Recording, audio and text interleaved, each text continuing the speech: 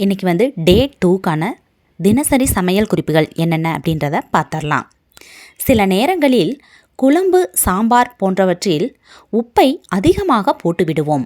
அப்பொழுது பப்பாளி காயை துண்டுகளாக நறுக்கி போட்டால் அவை உப்பை உறிஞ்சிவிடும். எந்த வகை சூப்பாக இருந்தாலும் அதனுடன் இட்லியை துண்டாக்கி எண்ணெயில் பொரித்து போட்டால் சுவையாக இருக்கும். சில சமயம் கடாயில் பொரிப்பதற்கு வைத்திருக்கும் எண்ணெயில் தண்ணீர் பட்டுவிடும். அப்பொழுது ஒரு துண்டு வாழை இலையை போட்டு வைத்தால் எண்ணெய் வெடிப்பது குறையும்.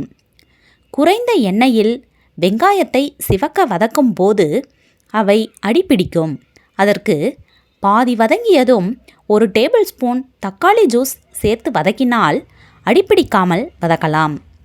பொரித்த உணவை வைக்கும் பாத்திரத்தின் அடியில் ஒரு துண்டு ரொட்டியை போட்டுவிட்டு பின்பு பொரித்த உணவை வைத்தால் உணவு பண்டங்கள் உலர்ந்து போகாமல் இருக்கும்.